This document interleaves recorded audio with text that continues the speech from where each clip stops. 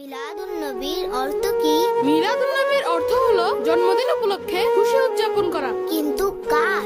যার উসিলায় আল্লাহ তাআলা এই জগৎকে সৃষ্টি করেছেন। আলা হযরত ইমাম আহমদ রাজা খান রহমতুল্লাহি তাআলা আলাইহি কতই না সুন্দর বলেছেন, वो जो ना थे तो कुछ ना था, वो जो ना हो तो कुछ ना हो, जान है वो जहान की, जान है तो जहान है।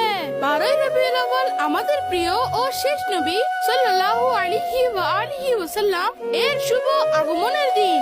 এই দিনে আল্লাহ তাআলা তার মাহবুব সাল্লাল্লাহু তাআলা আলাইহি ওয়াসাল্লামকে এই দুনিয়াতে প্রেরণ করেছেন।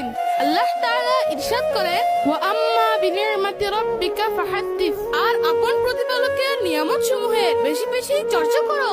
আমরা ওই নিয়ামত সমূহের শুকরিয়া আদায় করছি। সমগ্র দুনিয়াকে জানিয়ে দিতে চাই যে আল্লাহ তাআলার সবচেয়ে বড় নিয়ামত আমাদের কাছে এসেছে, আর নিয়ামতের চর্চা করা আল্লাহ তাআলার শুকরিয়া আদায়ের পদ্ধতি। প্রতি বছর কেন উদযাপন করি? আল্লাহ তাআলার প্রিয় ও সর্বশেষ নবী সাল্লাল্লাহু আলাইহি ওয়াসাল্লাম সোমবার দুনিয়াতে তশরিফ এনেছেন। তিনি সাল্লাল্লাহু তাআলা আলাইহি ওয়াসাল্লাম প্রতি সোমবার রোজা রেখে নিজের মিলাদ উদযাপন করেছেন। আমাদেরও কি 12 রবিউল আউয়ালের দিন রোজা রাখতে হবে? অবশ্যই আমাদের আল্লাহ তাআলার শুকরিয়া আদায়ের জন্য 12 রবিউল আউয়ালের দিন নফল রোজা রাখা উচিত।